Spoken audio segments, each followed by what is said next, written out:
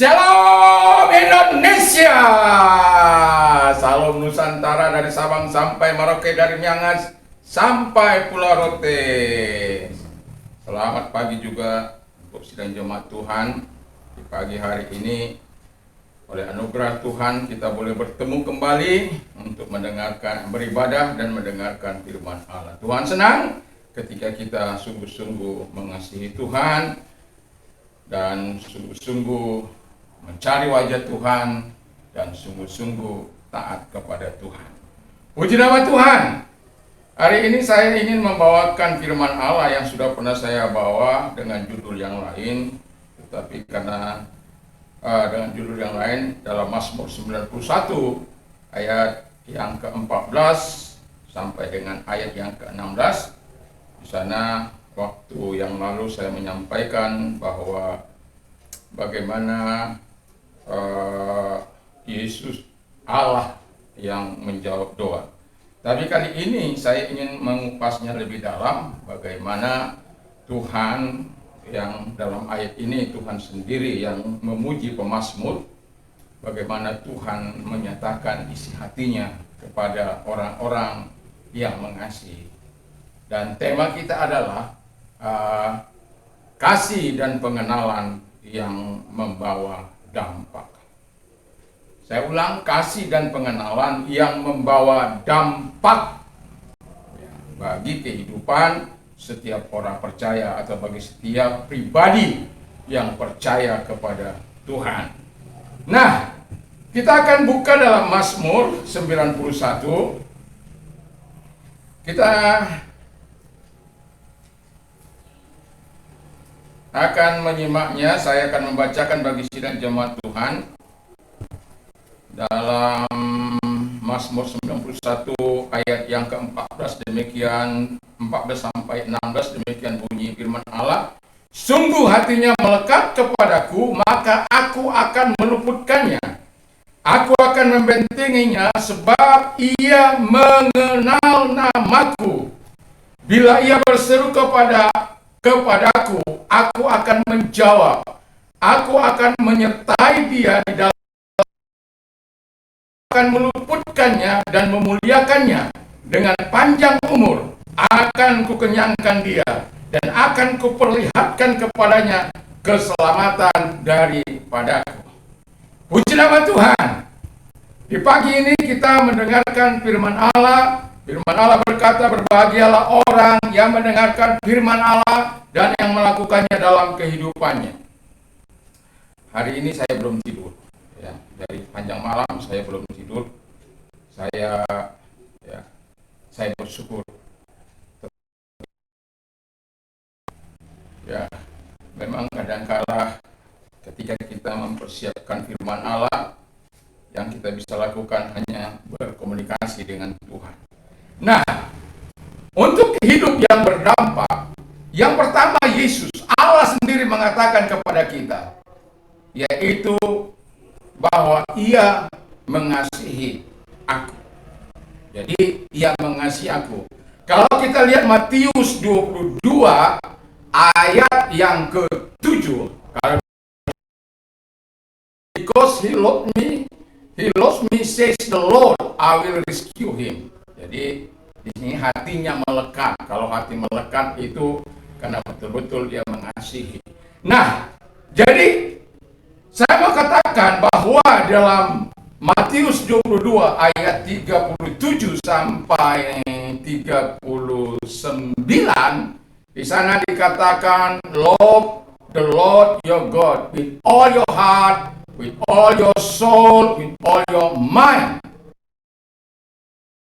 This is the first and greatest commandment. Jadi, kasihilah Tuhan Allahmu dengan segenap hatimu, dengan segenap jiwamu, dengan segenap kekuatanmu, dengan segenap akal budimu. Karena inilah yang pertama dan terutama dari perintah itu. Kalau dalam Yohanes 15 ayat yang ke-12, this is my commandment, inilah perintahku. Jadi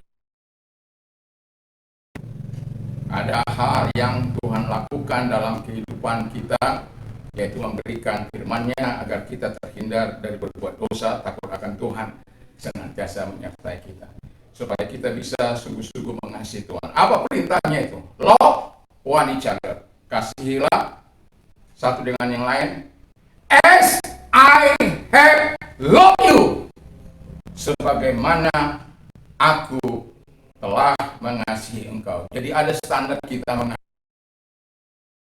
mengasihi kita, demikianlah kasih kita kepada Tuhan, kepada sesamanya. Saya akan membawakan yang pertama.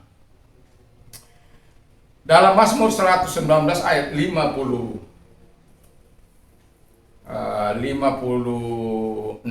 di sana dikatakan, "This has been my practice."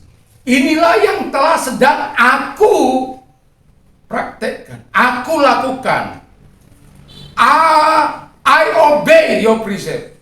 Jadi saya mentaati perintah-perintahmu. Haleluya. Saya berharap dalam kehidupan ini, inilah yang kita praktekkan.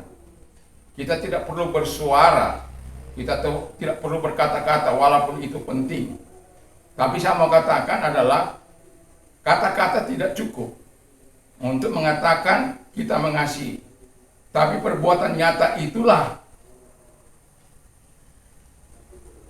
untuk kita lakukan. Satu contoh, ada banyak orang suka badan yang ideal, tapi malas berolahraga. Ada orang banyak suka kebersihan, tapi tidak suka melakukannya.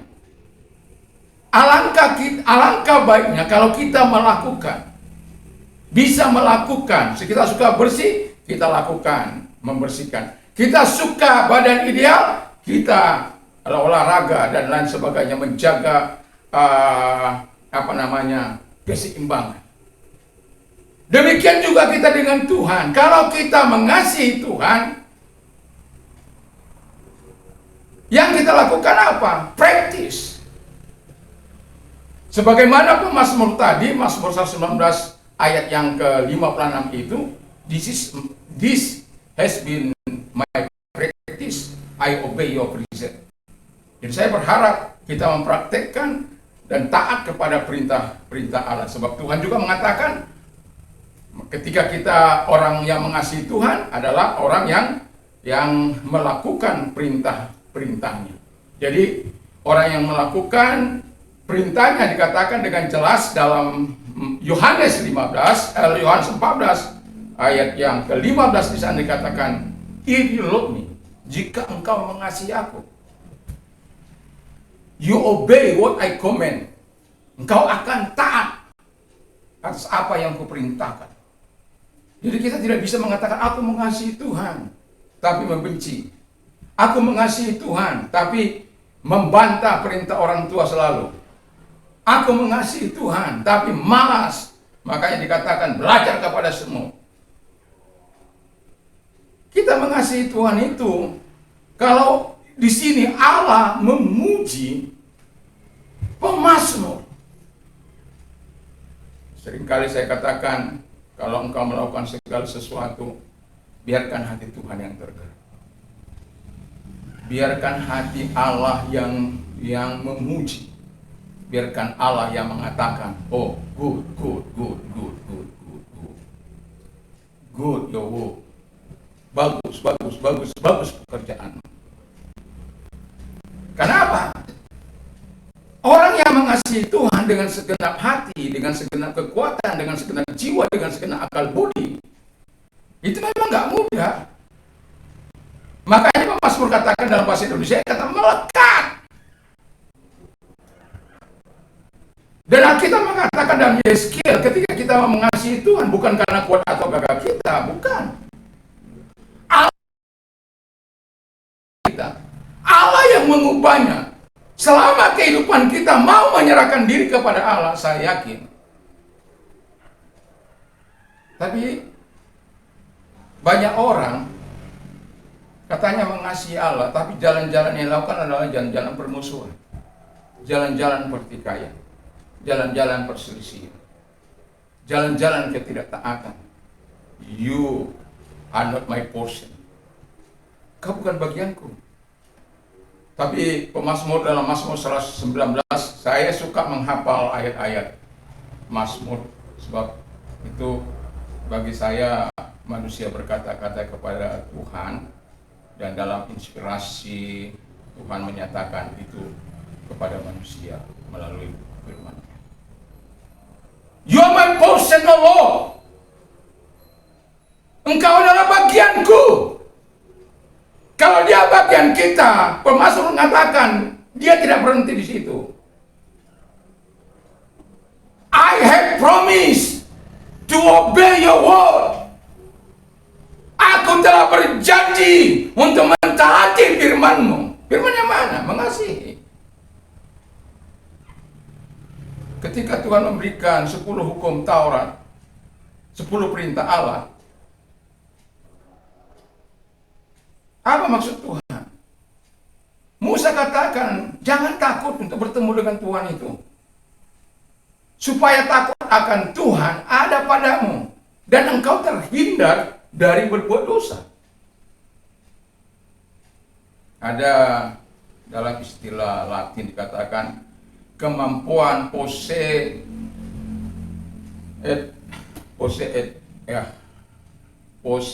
peccare et posse non peccare.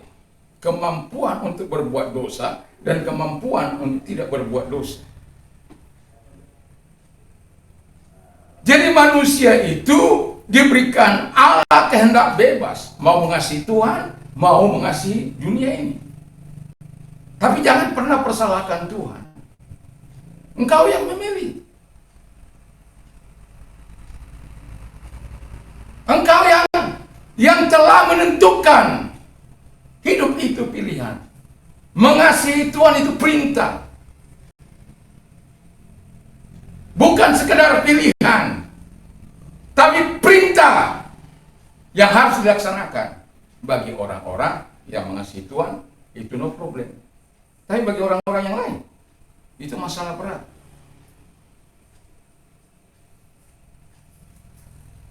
Masalah berat. Anda bisa bayangkan orang berkeluarga, ya, saling membiarkan. Ada satu hidup di Afrika, ada satu hidup di Amerika. Bagaimana mereka menunjukkan kasih? Ya kalau untuk sementara sih nggak apa-apa. Tapi kalau bertahun-tahun,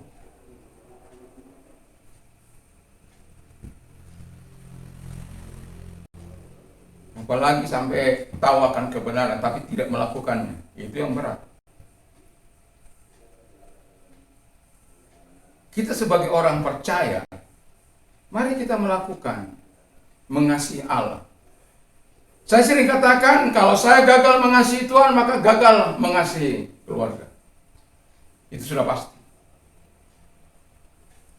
Orang kadang-kala melihat kasih Tuhan itu begitu indah, tapi lupa akan keadilan Tuhan, lupa akan sifat asing Tuhan yang begitu luar biasa. Cobalah kita pikirkan bagaimana orang Israel itu betul-betul dipilih oleh Allah. Tapi kalau orang Israel itu melakukan kesalahan, dosa, Tuhan tetap menghajar mereka. Mereka buat pilihan. Tapi Tuhan tetap melakukan hal-hal yang memedihkan orang-orang yang tidak taat kepada Dia.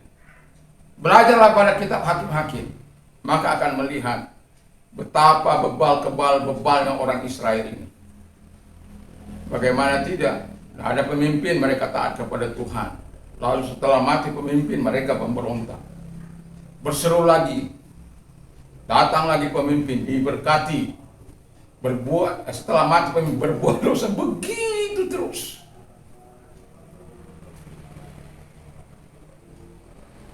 Mari kita mengasihi Tuhan dengan hati yang tulus. Lalu yang kedua dikatakan tadi bahwa Dia mengasihi aku. Kalau dalam Matius tadi belum saya lanjut, the second is like it. Jadi yang kedua dari hal yang seperti itu adalah Love your neighbors, kasih sesama. Walaupun dalam Galatia dikatakan dan jelas terlebih orang-orang yang seiman, tapi Tuhan tidak pernah melarang orang-orang untuk mengasihi yang di luar sana. Walaupun ada kata kasihi terlebih dahulu orang-orang yang seiman, tapi Tuhan tidak pernah melarang untuk orang-orang yang ada di luar sana untuk engkau kasih, untuk engkau berbuat sesuatu.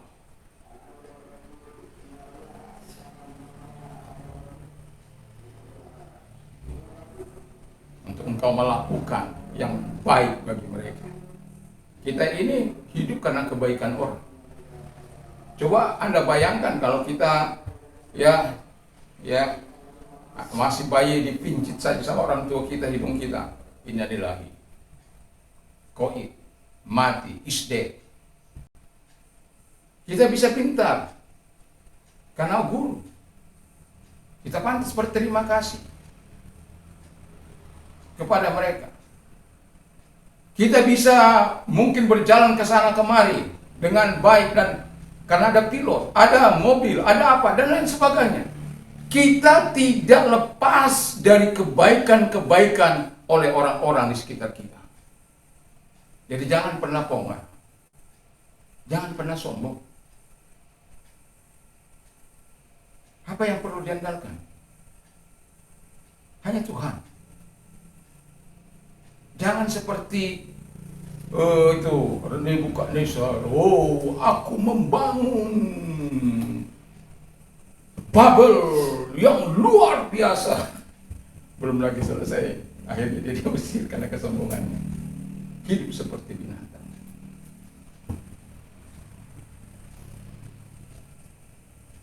Jangan karena si setan itu, karena ingin menyamai Allah, melebihi Allah mungkin dia nggak bisa menyamai, melebihi, tapi setidaknya itu menyamai. Dia kagum akan kesemarakan, dia kagum akan keluar biasaan Tuhan. Kok Tuhan yang dipuji, kok saya yang memimpin? Jangan pernah iri, jangan. Orang yang mengasihi Tuhan tidak perlu iri, ya. Tapi lakukan yang terbaik. Bertanyalah kepada Tuhan, apa yang akan aku lakukan? Bertanya. Jangan pernah tanpa bertanya kepada Tuhan. Belajar seperti Daud. Setiap kali melakukan tindakan apapun, selalu bertanya dengan Tuhan. Dan akibatnya apa? Tuhan selalu menyatakan kebaikannya. Dan kalau dia salah, Tuhan menegur dia. Itu kan yang kita cari. Makanya Tuhan katakan, kalau dia kuaku anak, ajar. Kalau dia menyimpang. Kalau tidak, kau anak gampang. Jadi, kasih kita itu kepada Allah adalah kasih yang sungguh-sungguh, bukan kasih yang pura-pura. Terus tadi Mazmur 119 ayat 57, 58-nya dikatakan, I had sought your face with all my heart. Aku telah mencari wajahmu dengan segenap hati. Dan orang-orang yang mengasihi Tuhan itu, ya begitu. Selalu ada hati untuk Tuhan, selalu ada hati untuk firman-Nya, selalu ada hati untuk berdoa. Orang yang mengasihi, saya ingin kadang-kadang bertanya, berapa lama waktu Anda gunakan untuk bersekutu dengan Tuhan? Berapa lama waktu Anda gunakan untuk memperkatakan firman Allah? Seperti 2 Korintus 4 ayat yang ke-13. Kita baca 2 Korintus 4 ayat yang ke-13.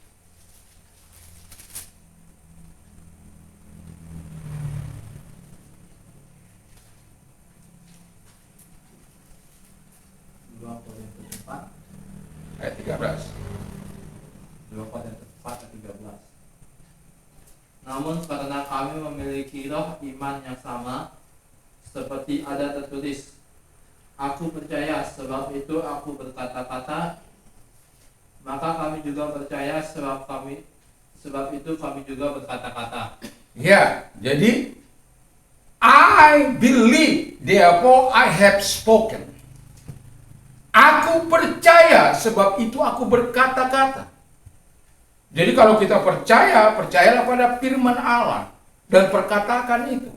Dan Alkitab mengatakan yang kita baca dalam Mazmur 91 itu spesial. Allah mengatakan bagaimana hidup pemazmur yang memberikan dampak yang sangat luar biasa.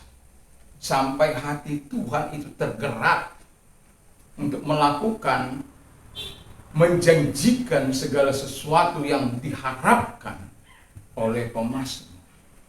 Nanti kita lihat. Lalu yang kedua kata firman Allah bahwa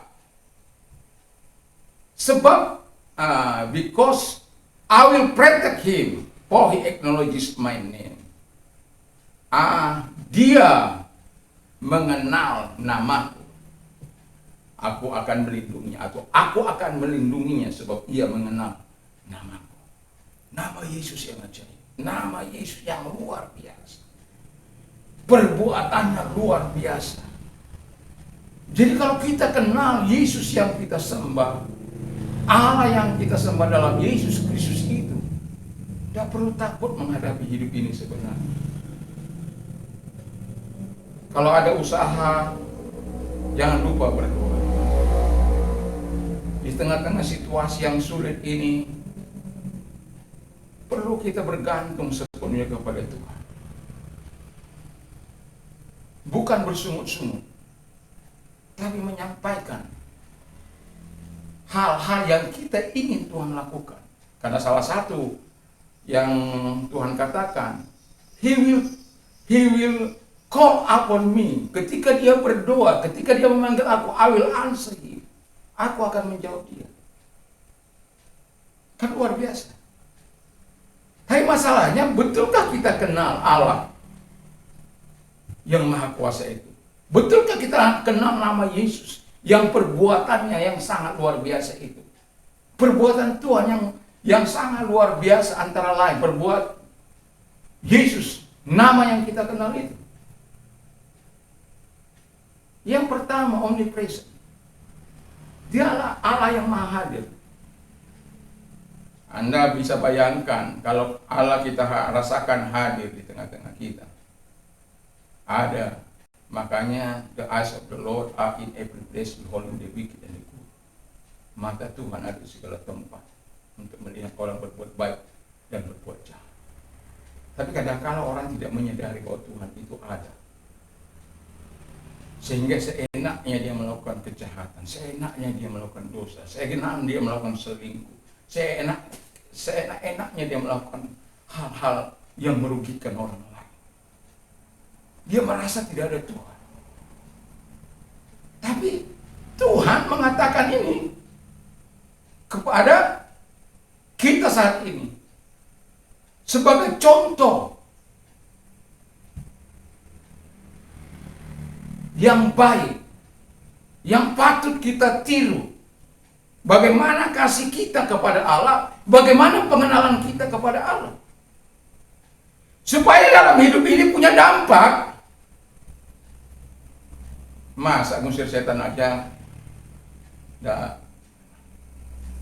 Tuhan sudah berikan kuasa bagi kita untuk melenyapkan segala sakit penyakit. Saya tidak pernah memaksakan iman saya kepada orang lain, tapi saya belajar untuk beriman sejak 1 Maret 1947. Saya belajar. Karena saya tahu dia hadir. Ketika saya berdoa, dia hadir. Makanya berdoalah dengan sungguh-sungguh kepada Tuhan. Sepanjang malam saya memperkatakan firman Allah. Tadi malam ini.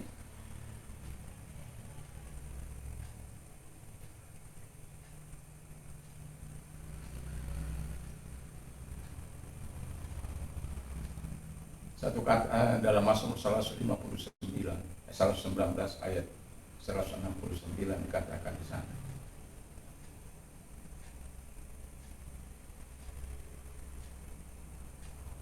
May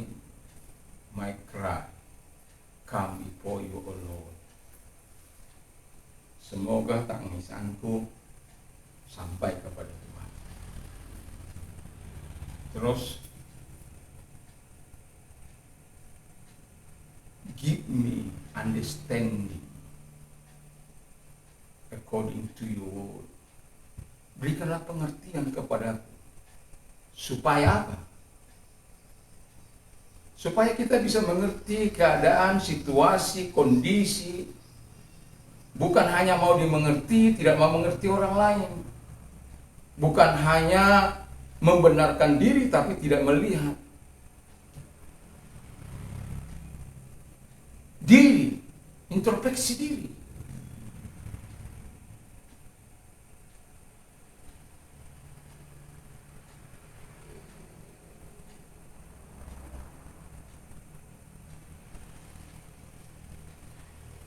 Lalu dikatakan dalam ayat 170, may my supplication come before you, deliver me according to your promise. Pentingnya kita memperkatakan firman Allah itu supaya apa? Iman timbul dari pendengaran firman Kristus. Anda mau beriman, perkatakan firman Allah. Tapi dengan catatan jelas harus mengasihi Tuhan. Saya mau katakan, ketika kita mengasihi Tuhan dengan benar, dengan sungguh, sangat mudah bagi kita untuk menghafal firman Allah itu. Tapi ketika hati kita tidak mengasihi Tuhan dengan sungguh, sangat sulit firman Allah itu tertanam dalam hati kita. Jadi kalau mau perkataan firman Allah tinggal dalam hidup kita, perkatakan firman Allah, kasih Tuhan. Karena Tuhan suka menolong orang-orang yang betul-betul mengasihi Tuhan.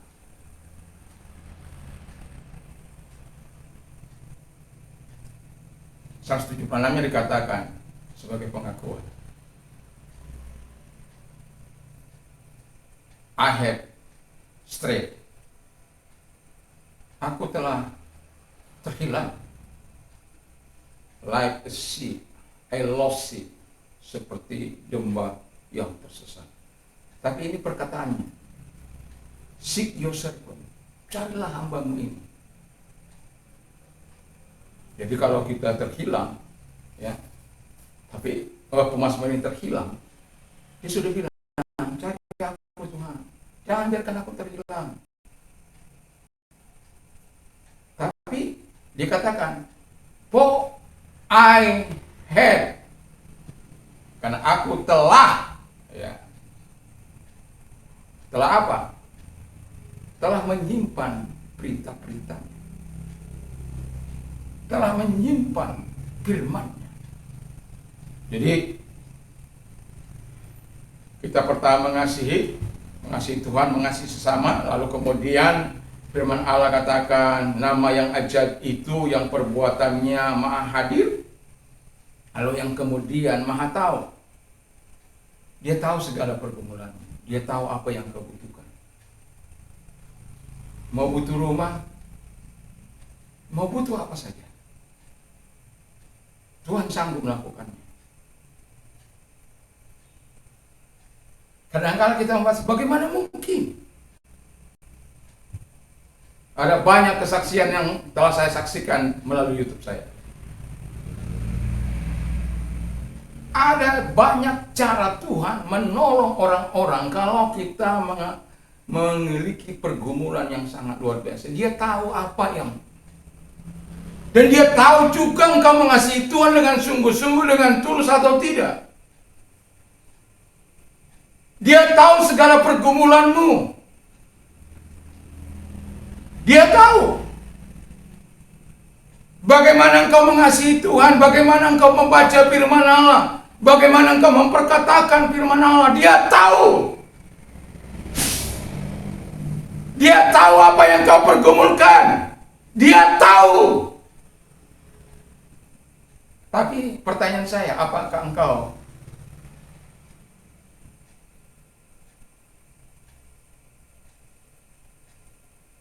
mau tahu akan kehendak Tuhan dan mau taat akan kehendak Tuhan. Kadang-kala saya merasa sedih karena apa?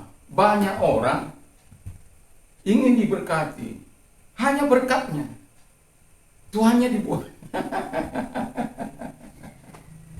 Tuhan berkati aku, ya aku berkati kau, tapi dengarkan suara Tuhan Allahmu dengan sungguh-sungguh. Oh jangan itu, aku hanya mau berkatnya, mau rumahnya, mau emasnya, mau peraknya, mau apanya, mau mobilnya, mau datangnya, aku mau hanya itu. Tapi Tuhan no, jadilah pemasmur. You are my portion, O Lord, engkaulah bagianku. I have promised to obey your word. Aku telah berjanji untuk taat kepada firman. Haleluya. Memang gak mudah, tapi Tuhan tahu pergumulan. Yang terakhir, saya tidak menerangkan Tuhan yang tidak pernah berubah. Saya tidak akan menerangkan Tuhan yang kekal.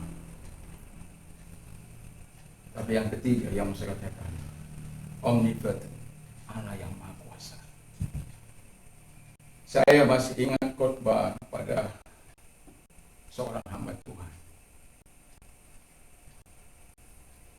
ketika saya mengalami pertobatan, yaitu ketika hamba Tuhan itu mengatakan bahwa dua warga negaraan saat ini, warga negara pertama Indonesia dari Sabang sampai Merauke, dari Miangas sampai Pulau Rote, kau berhak tinggal di situ.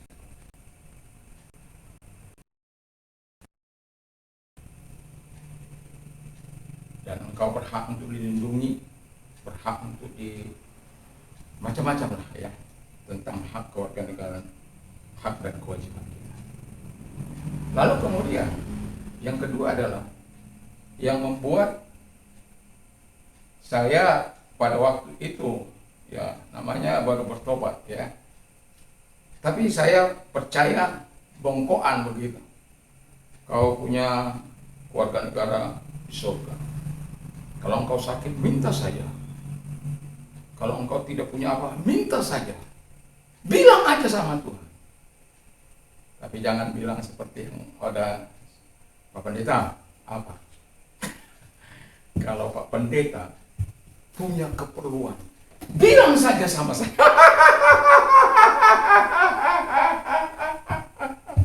Bilang saja, tenang Pak Pendeta, saya akan kabulkan. Bilang aja. Satu kali dengan catatan yang penuh ya. Jadi jangan pernah berjanji sama saya gitu loh. Dengan catatan yang penuh saya buat. Ada organ, ada drum, ada gitar, ada bass, ada macam-macam lah ya. Lalu saya datang ke tokonya karena dia seorang pengusaha. Lalu ketika saya bilang, ini Om, permintaan apa yang sudah katakan Om, kalau apa bilang aja. Sekarang ini saya kasih apa, saya tetap untuk dibaca. Terus setelah dia baca, lalu dia bilang begini, katamu Yesusmu luar biasa.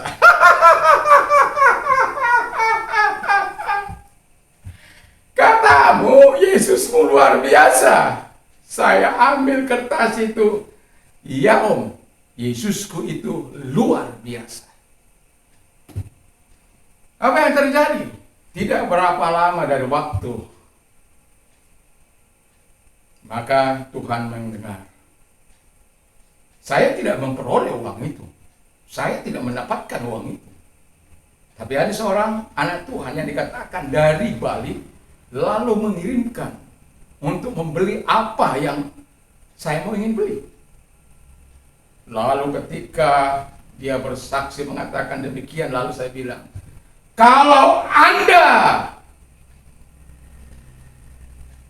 saya bukan untuk mempermalukan, bukan. Kalau Anda menggenggam apa yang Anda miliki,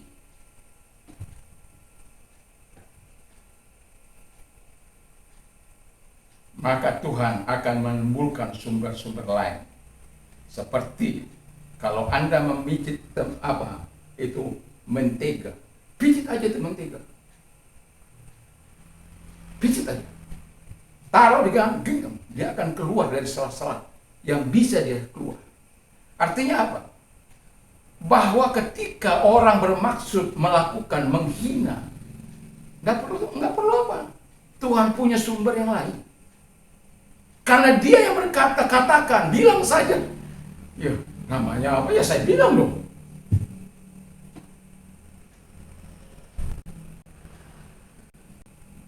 Dan saya bisa saksikan pada waktu itu bagaimana dia tunduk sepanjang saya khotbah. Saya mau katakan kepada kita, jangan pernah merendahkan Yesus. Yesus itu luar biasa. Jangan pernah merendahkan Yesus. Kalau ada orang merendahkan Yesus, biarkan saja mereka yang tidak percaya. Mau dibilang apa saja, tapi iman saya kepada dia adalah Tuhan yang Maha Kuasa. Jadi kalau Tuhan itu Maha Kuasa dalam kehidupan kita, nggak perlu takut dong. Menghadapi situasi, kondisi hidup ini nggak perlu takut.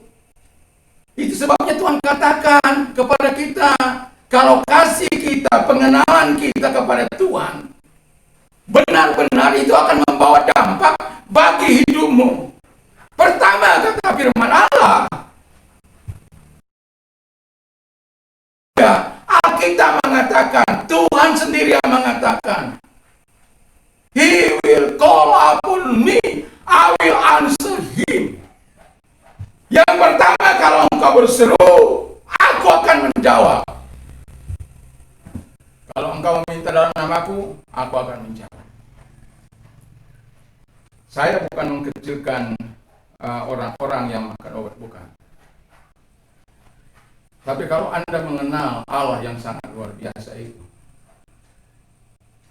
saya secara pribadi pergi ke dokter selama 1 Maret 1987. Itu untuk saya. Apakah saya anti dokter? Tidak. Kalau anak saya sakit, mau ke dokter di atas, dokter di bawah. Karena rata-rata saya juga mendapatkan gratis. Yang di atas gratis, yang di bawah juga gratis. Ya pernah sih bayar kalau dia tidak kepada yang tidak percaya. Seperti yang tadi saya katakan 25.000. Tidak. Apakah saya kamu harus beriman? Tidak. Saya sudah berteman dengan orang yang seumur hidupnya terikat terhadap obat. Sampai seringkali saya katakan, kau bilang doa Yesus luar biasa, karena ini tapi sepertinya saya bersyukur waktu saya terima firman Allah itu, saya percaya bongkoan begitu. Secara bodoh saya menerimanya. Dan saya bersyukur. Saya mengenal keperkasaan Allah itu. Saya mengenal. Itu sebabnya saya perlu ragu terhadap dia. Ada kebimbangan? Ada. Munafik itu kalau tidak pernah bimbang. Ada orang katakan aku tidak pernah bimbang. Munafik itu. Kejar dia sebenarnya. Enggak ada orang yang tidak pernah bimbang.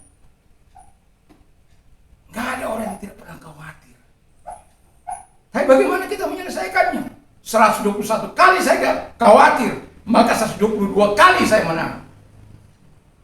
Artinya 122 satu kali saya berdoa masih khawatir, sampai saya menang ke 122 kalinya.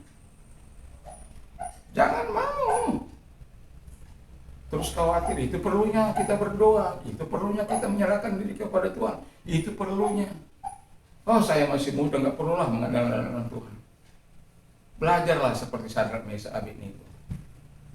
Secara intelektual mereka lebih hebat. Kenapa? Mereka mengasihi Tuhan. Mereka menyatakan iman mereka di tengah-tengah orang yang tidak percaya. Daniel di tengah-tengah penyerbuan yang sangat luar biasa, dia tetap menyatakan iman mereka. Saya waktu di kapal kemarin, ya, kemarin dulu, saya tetap sujud di hadapan Tuhan. Mau apa nggak ada tempat. Firman Allah katakan masuk dalam kapal di mana di kapal yang terbuka. Masa kapal yang terbuka? Karena kapal yang terbuka kita lalu nggak berdoa, kita tidak baca firman Allah. Ya enggak lah. Namanya gue pikirin malah gue cek. Karena apa? Kerinduan saya untuk bersekutu dengan Dia. Kita nggak perlu dibatasi oleh keadaan, oleh situasi, oleh kalau memang harus begitu, ya nyatakan saja. Nyatakan saja, tidak perlu takut. Nah, jadi kalau dia berseru, maka aku akan menjawab. Yang kedua, ini yang seringkali saya katakan, dampaknya adalah ketika engkau mengasihi Tuhan, mengenal Allah, maka dampak yang kedua adalah di mana engkau, ketika engkau mengalami kesusahan, Allah bersama dengan engkau. Dia menopang. Dia tidak langsung menjawab karena apa? Mungkin dia sedang untuk membentuk engkau, memproses engkau. Saya pernah di tempat ini, ya, mengambil kupu-kupu yang kepompongnya yang lalu kemudian ada kupu-kupu yang sudah terbang. Tapi ada saya lihat satu kupu-kupu yang masih. Lalu saya buka itu supaya dia cepat keluar. Ternyata apa? Dia nggak bisa terbang, mati.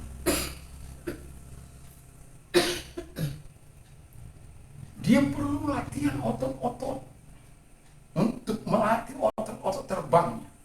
Demikian juga kita, Tuhan ingin melatih kita untuk melatih otot-otot iman kita, otot-otot kepercayaan kita kepada Tuhan, supaya kita ketika Tuhan lakukan hal-hal yang besar tidak perlu sombong. Oh, itu karena aku baik.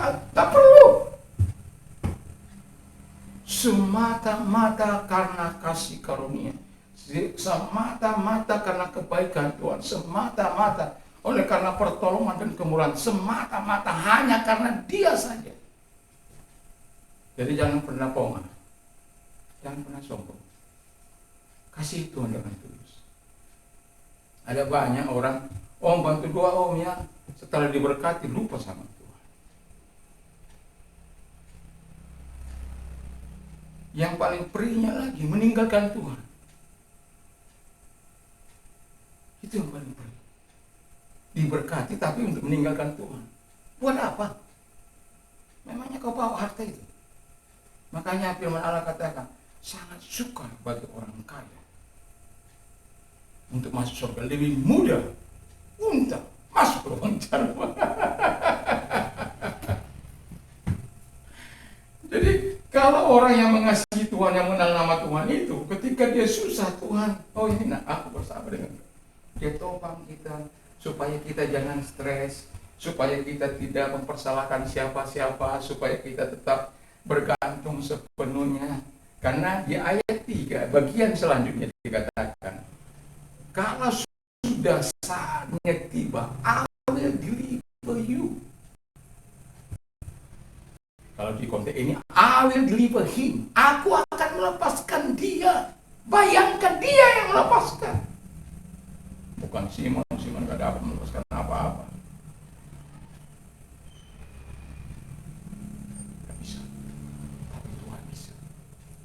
Kalau kita susah, stres, saya masih ingat kata mama saya, ya, mekel au bunyinya, tangis au di hapataran. Oh, itu terngiang-ngiang pesan orang tua itu. Jadi kalau orang tua saya itu mengalami masa-masa yang berat, tapi bisa tertawa bersama dengan teman-temannya. Tapi nangis dia di tempat tersembunyi, di kamar doanya, di tempat dia berdoa, nangis. Mungkin tidak ada berdoa seperti mama saya. Babinya, sawahnya, ladangnya, padinya, ayamnya, bebeknya, sayurnya. Semua disebut anak-anaknya. Anaknya cuma 4. tapi ada plusnya.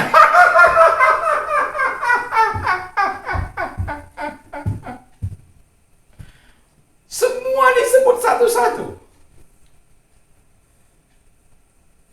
Adakah kita yang menyebut satu-satu punya yang kita miliki? Nggak ada. Saya pikir nggak ada. Kita secara global saja. Tapi orang tua saya itu tidak. Kadang-kala kita sampai kita sebagai apa? Jenuh. Kalau lagi diajak berdoa. Semua disebut. Tapi kali ini saya setelah apa? Kalau kita sudah betul-betul apa? Memang itu harus kita sebut. Memang. Ya, tapi kan dulu kita nggak tahu bagaimana. Makanya berapa lama waktu Anda bersekutu dengan Tuhan itu? Berapa lama Anda memperkatakan firman Allah itu?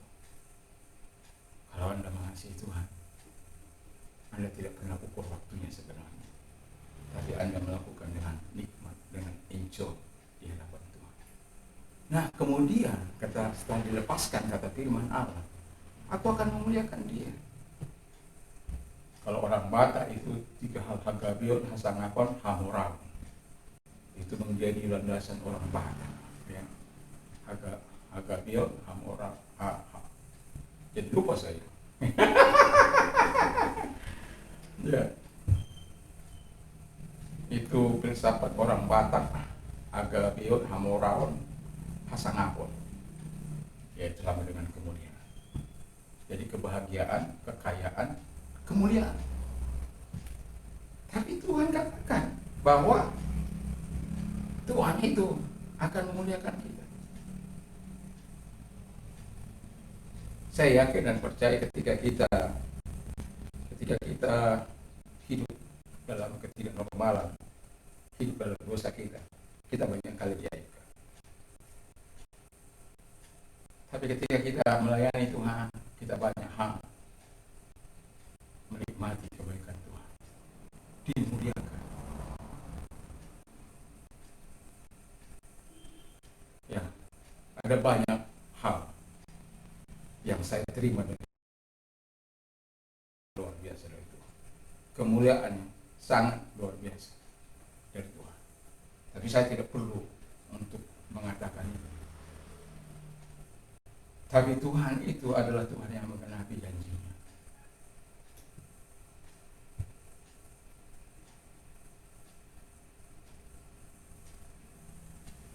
Satu contoh. Ketika saya menjadi sikum, melayani sebuah pedalaman Sumatera, lalu kemudian mereka mengangkat air bagi saya. Tapi saya katakan tidak. Mari kita, kalau Anda mandi di sungai, saya juga bisa mandi di sungai. Saya orang desa. Saya orang kampung. Tapi saya katakan, gak perlu kita mau apakan. Begitu berlebihan, tidak perlu. Gak perlu. Ya. Karena apa? Tuhan mengetahui hati kita. Dan yang kemudian dikatakan bahwa aku akan panjangkan umurnya. Jadi kalau kita mau panjang umur, takutlah akan Tuhan, kasih Tuhan, kenali Allahmu, ya. Itu bukan saya yang bilang, itu kata firman Allah. Lalu yang terakhir dikatakan oleh firman Allah, akan kutunjukkan keselamatan yang daripada aku.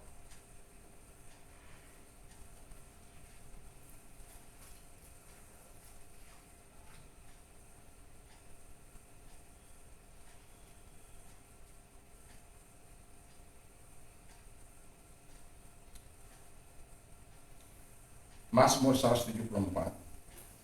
I long for your salvation, O Lord, and your law is my delight. Aku rindu terhadap keselamatan, untuk keselamatanmu, ya Tuhan. Dan firman-Mu, hukum-hukum-Mu, itulah yang kusukai. Jadi keselamatan Tuhan itu, mari kita katakan seperti Mazmur.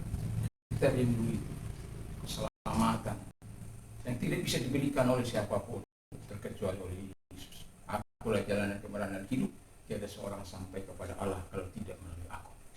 Jadi jelas bahwa di kolom langit ini, Kisah Rasul 4 ayat 12, itu tadi Yohanes 14 ayat yang ke-6, Kisah Rasul 12, Kisah Rasul 4 ayat 12, bahwa keselamatan tidak ada di dalam siapapun terkecuali dalam Dia Yesus. Penting kita menikmati, dan itulah yang diberikan Tuhan. Kamu bisa menikmati semuanya itu. Mari kenali Allahmu, kasih Tuhan, supaya engkau menikmati segala yang baik dari Tuhan. Jangan keraskan hatimu. Kalau engkau mendengarkan firman Allah saat ini, buka hati dimanapun engkau yang dapat dijangkau oleh siaran oleh YouTube ini. Nantinya kalau sudah diupload,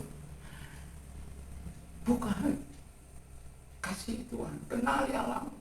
Allah itu tidak pernah berbuat curang. Allah itu tidak pernah berpura-pura. Allah itu tidak munafik. Tidak. Dia sangat baik. Tapi jangan biarkan Allah menunjukkan senjatanya. Jangan biarkan Tuhan menunjukkan sifat asingnya. Karena kedegilan hati kita, kebal-bebal tebal. Kita hanya mau diperhatikan orang lain, tidak mau peduli terhadap orang lain. Kita mau dilayani, bukan melayani. Kita mau orang lain berkorban, bukan kita yang berkorban. Belajarlah kepada Yesus yang jadi teladan agung kita. Dialah teladan agung yang sempurna, yang memberikan yang terbaik, hidupnya, nyawanya kepada setiap orang yang mengasihi Dia. Pertanyaan saya adalah, sudahkah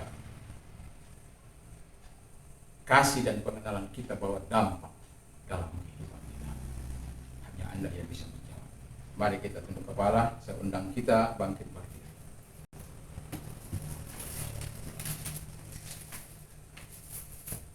Kami bersyukur, berterima kasih kepada Tuhan. Pada saat ini kami sudah mendengarkan firman. Biarlah kasih kami dan pengenalan kami akan Tuhan benar-benar kami miliki.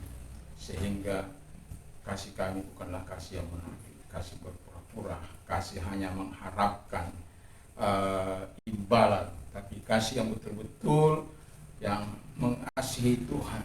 Dan akibatnya, dampaknya bagi kami, Tuhan sendiri yang tergerak untuk melakukan sesuatu sebagaimana yang dialami oleh Mazmur. Terima kasih.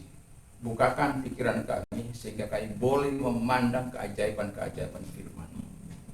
Terima kasih Bapa di surga, dan Tuhan tolong kami sehingga kami terus mengasihi Tuhan, mengenal nama Tuhan yang sangat luar biasa, perbuatan Tuhan yang sangat luar biasa dalam kehidupan kami sampai kami bertemu muka dengan Tuhan.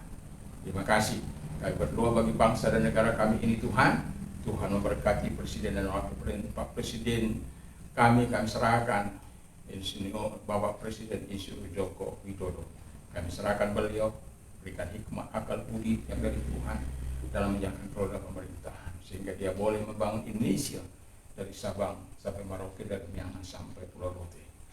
Kami juga berdoa kepada Wakil Presiden, para menteri, para pejabat, para polisi, dan para angkatan bersenjata. Tuhan memberkati para hakim, para jaksa, dan juga parlemen.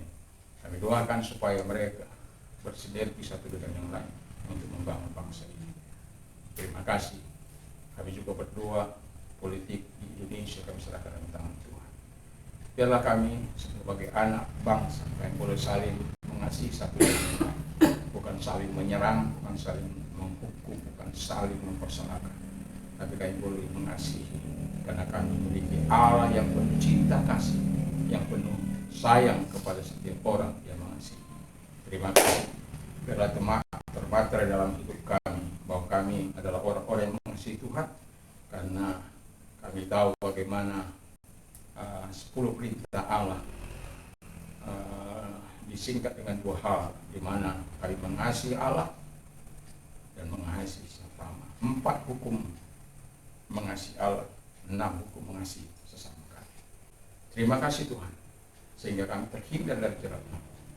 Terpujilah Engkau, biarlah Roh-Mu tetap menyala-nyala dalam setiap hidup kami, sehingga kami dapat mengaplikasikan firman Allah, sehingga kami betul-betul menikmati dampak dari pengenalan kami, dan dampak dari kami mengasihi Tuhan dalam kehidupan kami dan kepada orang lain. Kami juga berdoa bagi gereja Tuhan dimanapun ada, sahabat-sahabat kami di Ngaret dan dimanapun mereka melayani Tuhan, Tuhan memberkati. Dan kami juga berdoa bagi yang sakit, mari Kau tumpangkan tangan. Kalau Anda sakit, percayalah bahwa Tuhan sanggup menyembuhkan engkau. Ada banyak Tuhan menyatakan kebaikan-kebaikan Tuhan. Ketika engkau beriman, ketika engkau percaya, kalau engkau orang percaya, yang sedang sakit, yang sedang mendengarkan, kalau kapan saja Anda mendengarkan, dengarkan bahwa Tuhan sungguh sangat mengasihi engkau. Kenali keperkasaan Allah. Kalau engkau orangnya, taruh tanganmu di tempat yang sakit, saya akan membantu Anda di dalam berdoa. Bapak lihat tangan-tangan yang sudah ditaruh di tempat yang sakit. Bapak berdoa kepadamu, kau melihat dari tempat yang maha tinggi, dan jamah mereka, tumpangkan tangan atas mereka yang sakit. Apapun sakit, penyakit mereka, Tuhan tolong sembuhkan mereka dalam nama Tuhan Yesus Kristus. Dan oleh bilu-bilu menjadi kesembuhan bagi mereka. Mereka sembuh dari kanker mereka sembuh dari ginjal mereka, dari jantung koroner mereka, dari segala berbagai macam penyakit dalam nama Yesus. Dari guna-guna dan lain sebagainya, Tuhan yang menolong mereka. Kalau Anda ingin menerima keselamatan dari Tuhan, taruh tanganmu di dada dan ikuti doa saya. Dengarkan terlebih dahulu firman Allah. Bapa di surga, terima kasih.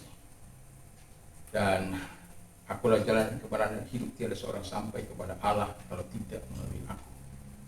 Keputusan untuk percaya kepada Yesus sudah tepat, dan mari kita berdoa. Tuhan Yesus, saya sadar saya orang berdosa, saya butuh Tuhan. Saya mengaku segala dosa dan kejahatanku yang pernah aku lakukan. Ampunilah Tuhan segala dosa dan kejahatan yang telah pernah aku lakukan, dan sucikan hamba-Mu dengan kuasa darah-Mu yang kudus itu. Dan saat ini saya percaya Engkau telah menguduskan, dan saya sudah menerima hidup kekal dari Tuhan. Terima kasih. Kalau Engkau mau menerima hidup berdampak, yang selama ini mungkin Engkau berkata, aku sudah lama ingin menyenangkan Tuhan, tetapi aku tidak bisa. Kalau Engkau, mari taruh tanganmu di dada.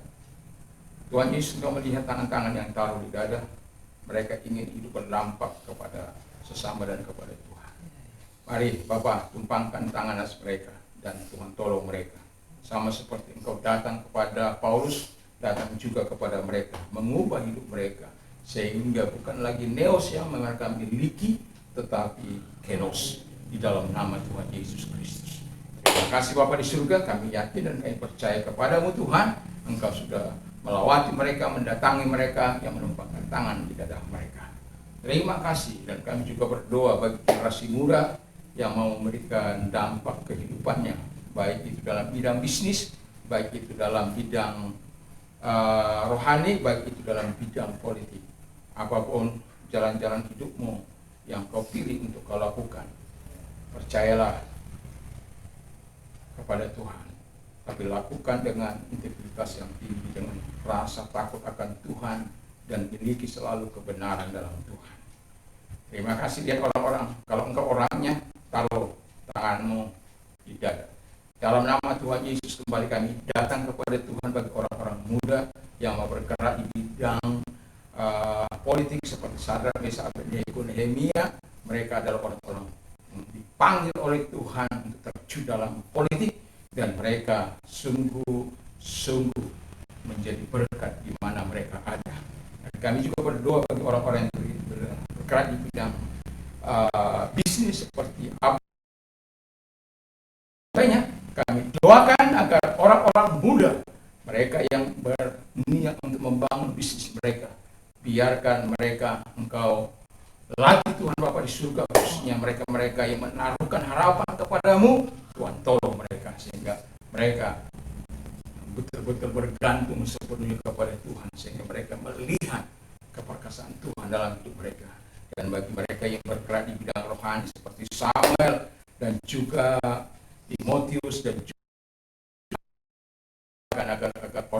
muda, yang brilian, mereka menyerahkan diri dan selalu takut akan Tuhan menyertai. Terima kasih Bapak di surga. Kami juga berdoa, tak lupa bagi mereka yang memiliki persoalan. Kalau engkau orangnya, angkat kedua belah tanganmu dan serahkan semua persoalanmu. Saya tidak peduli apapun yang sedang kau alami, tapi Yesus peduli. Saya tidak bisa menjawab, tapi Tuhan bisa menjawab persoalanmu. Kalau engkau orangnya, apapun persoalanmu, serahkan semua ke dalam tangan Tuhan. Karena kamu yang itu sudah berbeban berat, aku akan memberikan kelegaan bagimu. Dan angkat kedua belah tanganmu, menyerah kepada Tuhan. Tuhan lihat tangan-tangan yang sudah diangkat kepadamu Tuhan, menyerahkan diri mereka kepadamu dengan segala persoalan yang mereka miliki. Persoalan bisnis, utang piutang, dan juga sakit penyakit mungkin, atau apa saja. Keluarga, masalah dalam keluarga. Kami doakan agar engkau Allah menolong mereka satu demi satu. Dalam nama kembali iman mereka, kuatkan kembali iman mereka, biarkan rohmu menyala-nyala, api yang kudus datang kepada mereka dan mengubah kehidupan mereka untuk bisa melihat cahaya di dalam persoalan mereka, terang di dalam kegelapan persoalan mereka, sehingga Tuhan, nama Tuhan dimuliakan. Terima kasih kami bersyukur dalam nama Yesus. Sekarang pulanglah dengan membawa damai sejahtera daripada Tuhan Yesus Kristus, kecintaan Bapa dalam surga, bersyukur Tuhan kuat kuasa Roh Kudus menyertai mulai saat ini sampai Tuhan.